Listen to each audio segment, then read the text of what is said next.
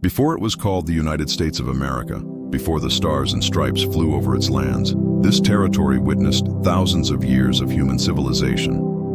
Today, we're going to journey through the incredible story of how a collection of British colonies became the world's most powerful nation. This is the story of America, Native American civilizations. Long before European explorers set foot on these shores, the land was home to millions of indigenous peoples. From the Iroquois Confederacy in the Northeast to the Pueblo peoples of the Southwest, from the Mississippian culture that built massive earthwork cities to the Cherokee, Navajo, and hundreds of other nations, Native Americans had developed complex societies, agricultural systems, and governments. These weren't scattered tribes wandering the wilderness. They were sophisticated civilizations with trade networks spanning the continent, democratic systems of governance, and rich cultural traditions. The population estimates suggest between 5 to 15 million indigenous people lived in what would become the United States before European contact. First contact. In 1492, Christopher Columbus's voyage changed everything. Though he never reached North America's mainland, his expeditions opened the floodgates for European exploration. Spanish conquistadors explored Florida and the Southwest. French trappers and missionaries ventured into the Great Lakes and Mississippi River Valley. But it was the English who would leave the most lasting impact on what became the United States. The 13 colonies in 1607, Jamestown, Virginia became the first permanent English settlement. Despite brutal early years marked by starvation and conflict with the Powhatan people, the colony survived. In 1620, the Pilgrims landed at Plymouth Rock in present-day Massachusetts, seeking religious freedom. Over the next century, 13 British colonies emerged along the Atlantic coast. The New England colonies, Massachusetts, Rhode Island, Connecticut, and New Hampshire, built their economy on fishing, shipbuilding, and trade. The Middle colonies, New York, New Jersey, Pennsylvania, and Delaware, became known as the breadbasket, growing wheat and grain. The Southern colonies, Maryland, Virginia, North Carolina, South Carolina, and Georgia, developed plantation economies growing tobacco, rice, and indigo, tragically dependent on enslaved African labor. By the 1770s, these colonies had grown prosperous, but tension was building with the British Crown. Growing tensions. After the French and Indian War ended in 1763, Britain was deeply in debt. Parliament decided the colonies should help pay for their own defense. But the colonists disagreed. They had no representatives in Parliament, and they believed taxation without representation was tyranny. The Stamp Act of 1765 taxed printed materials. Colonists protested violently, and Britain backed down. But more taxes followed, on tea, glass, paint, and paper. The colonists boycotted British goods. In 1770, tensions exploded in Boston. British soldiers fired into a crowd, killing 5 colonists in what became known as the Boston Massacre. In 1773, colonists dumped an entire shipment of British tea into Boston Harbor, the famous Boston Tea Party. Britain's response was harsh. They closed Boston's port and revoked Massachusetts' charter. The other colonies rallied to support Massachusetts. Representatives from 12 colonies met in Philadelphia for the First Continental Congress in 1774. The Revolution begins. On April 19, 1775, British soldiers marched to Concord, Massachusetts to seize colonial weapons. At Lexington, they encountered armed militiamen. Shots rang out, the shot heard round the world. The American Revolution had begun. On July 4, 1776, the Second Continental Congress adopted the Declaration of Independence, written primarily by Thomas Jefferson. It proclaimed that all men are created equal with unalienable rights to life, liberty, and the pursuit of happiness. The colonies were now the United States of America. The fight for independence. The war seemed impossible to win. Britain had the world's most powerful navy and a professional army. America had farmers and merchants with hunting rifles, led by George Washington, a Virginia plantation owner with limited military experience. The early years were desperate. Washington's army suffered crushing defeats around New York. They retreated across New Jersey in the bitter winter of 1776. On Christmas night, Washington made a bold gamble, crossing the icy Delaware River to surprise Hessian mercenaries at Trenton. The victory revived American morale. The turning point came at Saratoga, New York in 1777.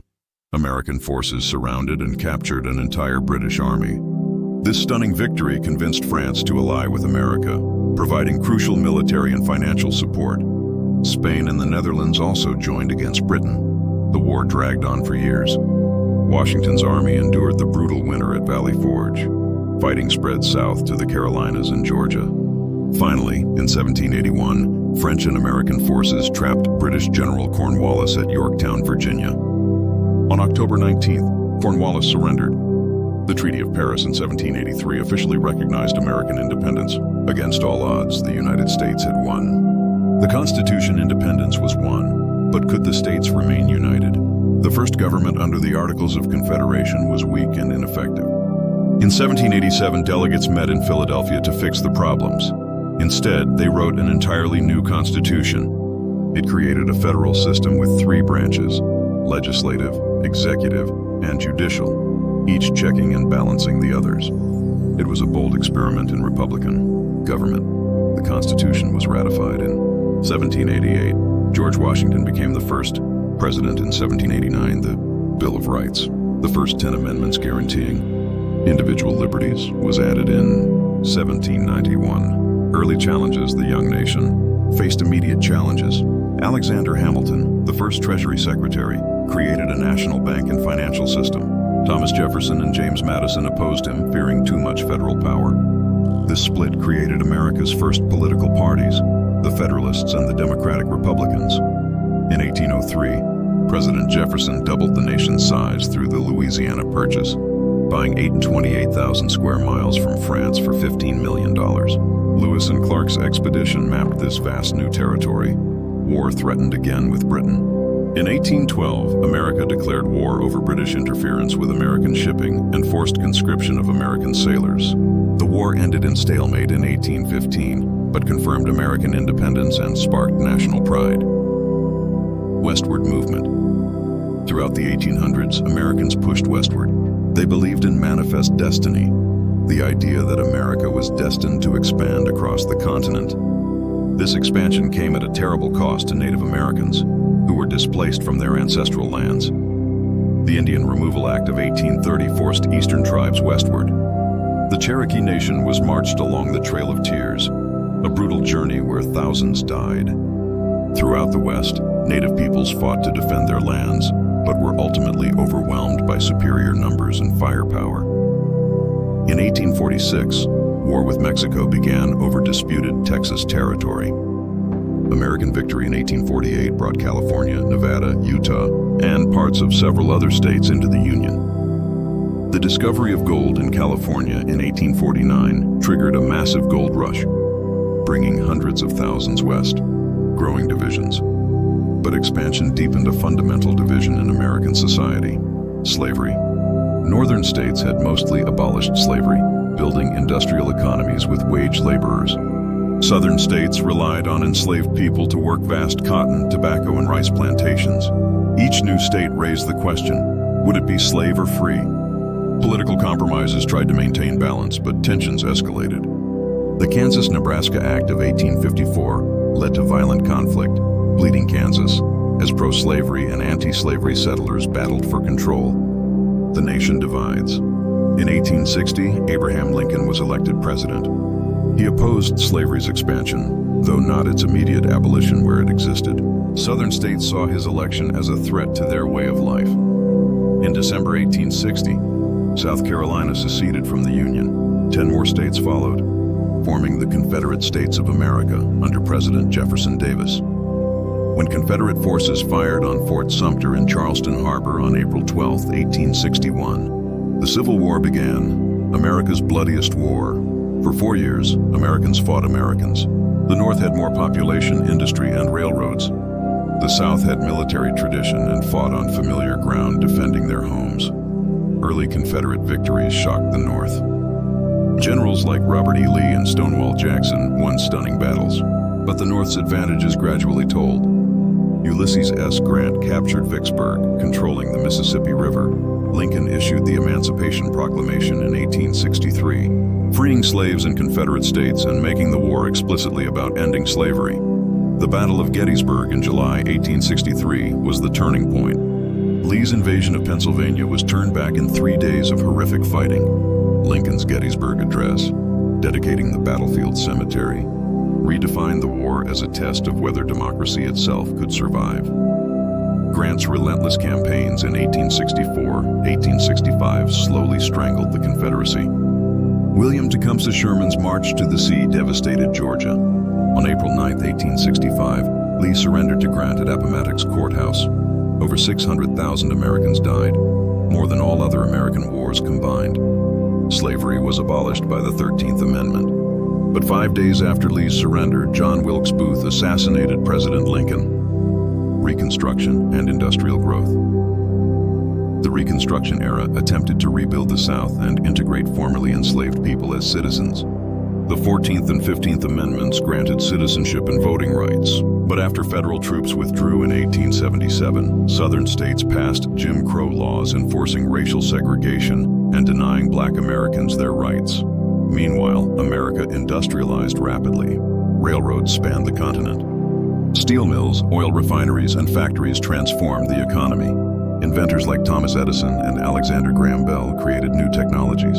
Immigrants flooded in: Irish, Germans, Italians, Eastern Europeans, Chinese, seeking opportunity in the New World. Industrial titans like John D. Rockefeller, Andrew Carnegie, and J.P. Morgan built enormous fortunes. Cities grew explosively. The labor movement organized, fighting for better wages and working conditions, sometimes violently, becoming a world power. By 1900, America was an industrial giant. The Spanish-American War in 1898 gave America overseas territories: Puerto Rico, Guam, and the Philippines. Theodore Roosevelt's presidency symbolized American confidence and activism. America built the Panama Canal, connecting the Atlantic and Pacific Oceans. When World War I erupted in Europe in 1914, America initially stayed neutral. But German submarine attacks on American ships drew the United States into war in 1917. American forces helped tip the balance, and Germany surrendered in 1918. President Woodrow Wilson proposed the League of Nations to prevent future wars, but the Senate rejected it. America returned to isolation, enjoying the prosperous Roaring Twenties, the Great Depression, and World War II. The stock market crash of 1929 triggered the Great Depression. Banks failed. Unemployment reached 25%. President Franklin D. Roosevelt's New Deal programs provided relief and reformed the economy, though full recovery only came with World War II, when Germany, Italy, and Japan launched aggressive wars in the late 1930s. America again tried neutrality, but Japan's attack on Pearl Harbor on December 7, 1941 united the nation. America fought a two-front war, in Europe against Nazi Germany and in the Pacific against Imperial Japan. American industrial might prove decisive. 16 million Americans served in uniform. The D-Day invasion of Normandy on June 6, 1944 began the liberation of Western Europe. Germany surrendered in May 1945. After atomic bombs destroyed Hiroshima and Nagasaki, Japan surrendered in August 1945. America emerged as a superpower, the only major nation whose economy had grown stronger during the war. The Cold War and modern America. Competition with the Soviet Union defined the next half-century. The Cold War never became open warfare between the superpowers, but America fought in Korea and Vietnam to contain communism. The space race sent Americans to the moon in 1969. At home, the civil rights movement, led by figures like Martin Luther King Jr., challenged racial segregation. The Civil Rights Act of 1964 and Voting Rights Act of 1965 outlawed discrimination. Social changes accelerated. The women's movement, environmental protection, technological revolution. The Cold War ended with the Soviet Union's collapse in 1991, leaving America as the sole superpower. Reflection: from 13 colonies to 50 states, from 2.5 million people to over 330 million, from agrarian society to technological powerhouse, America's journey has been extraordinary. The American story is complex, filled with inspiring achievements and shameful failures, moments of unity and periods of deep division. It's a story of indigenous peoples, enslaved Africans, European settlers, and immigrants from every corner of the globe. What makes America unique isn't perfection. It's the ongoing struggle to live up to its founding ideals. that all people are created equal, endowed with rights to life, liberty, and the pursuit of happiness. The American experiment continues. The next chapter is being written now. Thank you for watching. If you enjoyed this journey through American history, please like, subscribe, and let me know in the comments what period of history you'd like me to explore next.